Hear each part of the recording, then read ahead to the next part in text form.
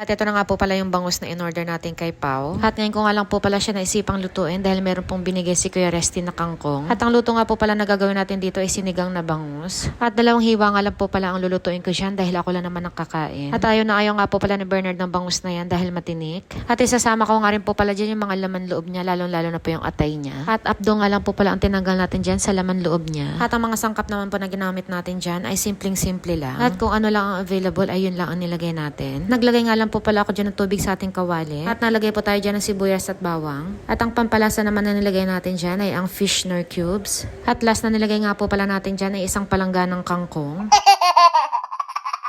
At naglagay nga rin po pala tayo dyan ng kaunting patis at sinigang mix. At ang isang buong bangus nga po pala niya ay nagkakahalaga ng 200 pesos. At yun nga po pala ay 1 kilo na. Dahil sabi ko nga po pala kay Pao na bigyan niya ako ng 1 kilong bangus na 1 peraso. Kaya kung nakikita nyo nga po yung kanyang ulo ay sobrang laki. Dahil pag malalaki nga po pala ang mga bangus ay malaki din ang kanyang mga belly. Dahil isa nga po pala yan sa favorite ko, ang kanyang mga taba.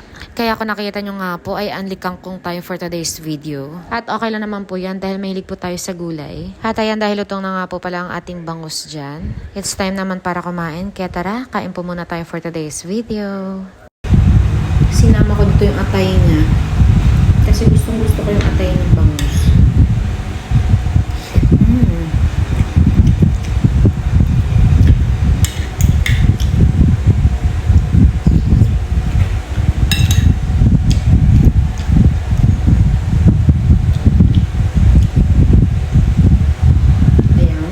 Halo po pala natin dito ano lang, sibuyas at saka itong kangkong.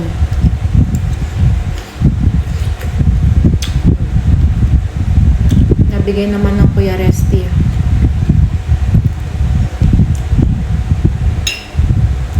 At meron tayo ditong bagoong isda. Ito dami. Dami na naman makaka-enjoy.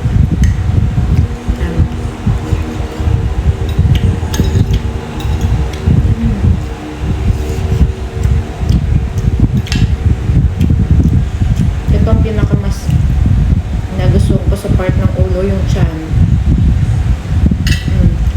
Ayan. Yan agad ang inuna ko. Tapos, bagoong isda. At kangkong.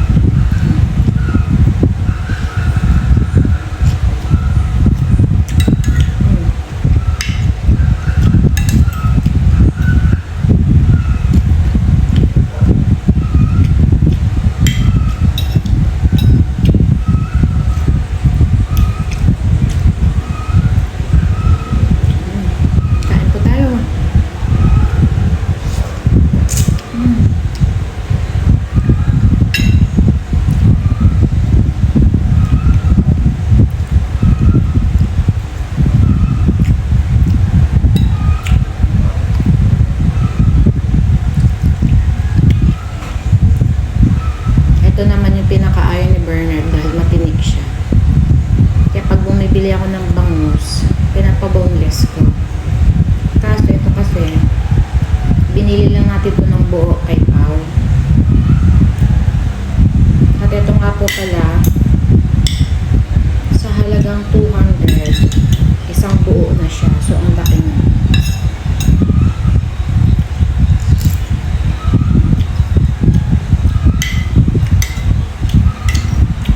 Malaki din yung taba na. At hanggang dito na lang din po ang vlog natin for today's video at maraming salamat sa iyong panonood. God bless and bye-bye!